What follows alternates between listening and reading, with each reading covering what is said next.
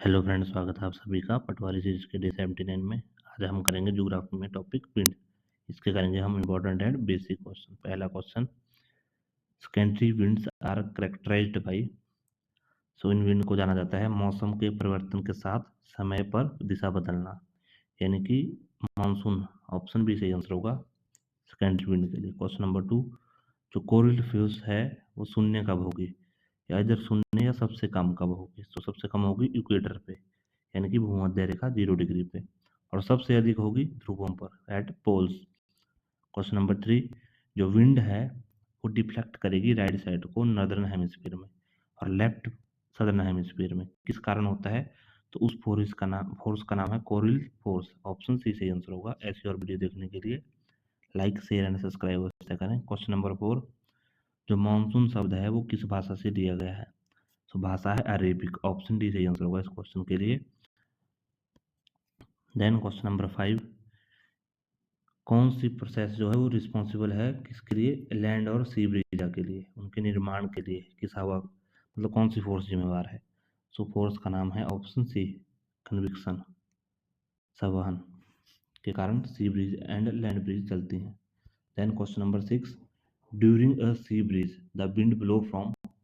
देखो sea bridge के time सी से चलेगी हवा लैंड की तरफ, सी टू लैंड, लेकिन कब, डे में। ऑप्शन बी सही आंसर होगा इस क्वेश्चन का। Question number 7, during a land breeze the wind blows from. देखो लैंड ब्रिज में जो चलेगी वो चलेगी लैंड से सी की तरफ, लेकिन कब, नाइट में। तो इसका क्या आंसर होगा, option C land to sea during night. Then question number 8, the valley breeze are also known as. जो वैली ब्रिज है उनको हम अन्य किस नाम से जानते हैं, एनिबेटिक विंड, इनके नाम से जाना जाता है। क्यों, क्योंकि ये हवाएं ऊपर की तरफ उठती हैं वैली से, पहाड़ियों की तरफ को। देन क्वेश्चन नंबर 9, और जो पर्वतीय ब्रिज है यानी माउंटेन ब्रिज है उसको अन्य किस नाम से जाना जाता है, उसको जाना जाता है कैटाबेटिक विंड्स। ऑप्शन ए सही आंसर होगा। Then question number 10, who among the following is a hot wind. तो हॉट और कोल्ड विंड आपने याद रखना है, लेकिन इनमें से जो हॉट विंड है वो मैक्सिमम इंडिया में चलती है लू। ऑप्शन डी सही आंसर होगा। Question number 11, wind always flow from area of.